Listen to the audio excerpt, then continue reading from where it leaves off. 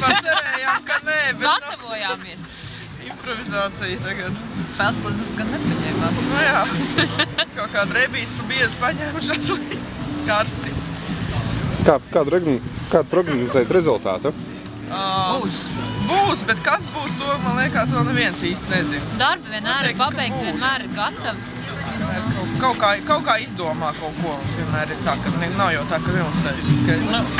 Savādāk kā iecerēts, bet uztais. Nu, gumijas zābaks noteikti ņemat līdzi, bet noteikti nākat, jo tāpat būs interesanti. Nē, nākat visi piekdien, kamēr vēl stāv.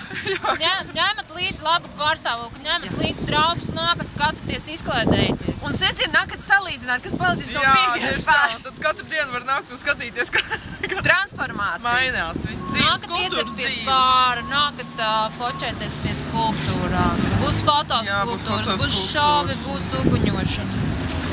Paraugu demonstrē, viss būs. Tiekamies piekdien Jelgavā!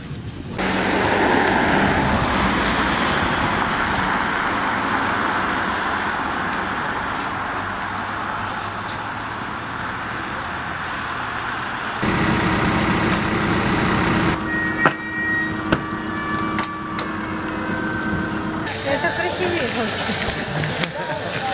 Немножко. Чего? Белорусский бальзам. Всем дарим подарки. Кто первый? За рулем, да? Ну ладно. Я масло не пью.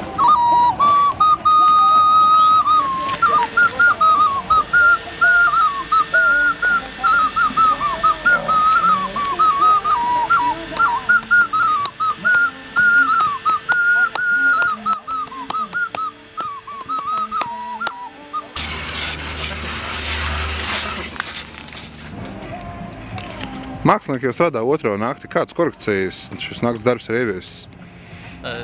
Korekcijas tādas, kad ir patīkams strādāt, jo ir mīnus temperatūra. Mīnus 0. Jā. Un tās ir patīkams korekcijas dienas režīmā. Kopumā jums ir šobrīd veidojot uzrakstu, vai tas bija sākotnējā iecer? Šis ir plāns C, piemērojoties šai konkrētajai laika apstākļiem. Ko nozīmē šis uzraksts?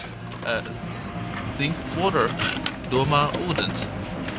Un stāsts ir par to, ka 70% planētas, Zeme un arī cilvēku ķermeņi satur ūdens. Un tikai nesen cilvēki ir faktiski par to sākuši tā īstamā aizdomāties.